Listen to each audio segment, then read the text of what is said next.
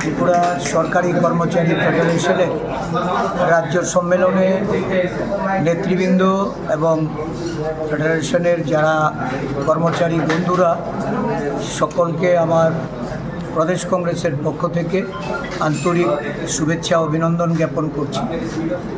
রাজ্যের কর্মচারীদের বিভিন্ন দাবি দাওয়া নিয়ে এই সম্মেলনে আলোচনা হবে এবং এই বিষয়ের উপর গুরুত্বপূর্ণ আলোচনা করবেন আমাদের পরিষদীয় দলনেতা মাননীয় বিধায়ক বীরজিৎ সিনহা মহোদয়, আমাদের কর্মচারী নেতা শান্তিরঞ্জন দেবনাথ মহাশয় সহ সমস্ত বিভিন্ন সাব ডিভিশন থেকে যারা নেতৃবৃন্দ এসেছে তারা সকলে আলোচনা করে সর্বসম্মতিক্রমে একটা দাবি সনদ তারা তৈরি করবেন।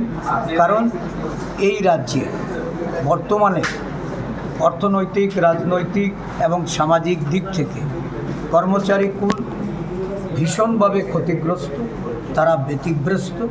সুশাসনের নামে যে কুশাসন বা দুঃশাসন নামিয়ে নিয়ে এসছে রাজ্যের এই সরকার, যারা কর্মচারীদের ন্যায্য পাওনা, কর্মচারীদের অধিকার, তাদের ক্ষমতায়ন, এই সমস্ত প্রতিশ্রুতি রেখেও তাদের প্রতি যেভাবে বদলির নামে কর্মচারীদের কর্মস্থলে হেনস্থা করে কর্মচারীদের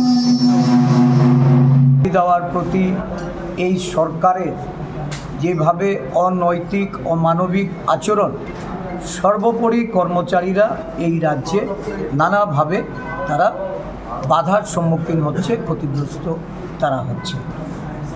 ত্রিপুরা সরকারি কর্মচারী ফেডারেশন ধারাবাহিকভাবে তাদের আন্দোলনের মাধ্যমে কর্মচারী কুলের যে তাদের যে সামাজিক পরিস্থিতি, রাজনৈতিক পরিস্থিতি নিয়ে তারা আন্দোলনে চালিয়ে যাচ্ছেন। এই আন্দোলন আরও দীর্ঘ করার জন্য, আরও শক্তিশালী করার জন্য রাজ্যের কর্মচারীদের প্রতি আবেদন থাকবে যে জাতীয়তাবাদী সংগঠন কর্মচারী সরকারি কর্মচারী ফেডারেশন, এই ফেডারেশনকে শক্তিশালী করা।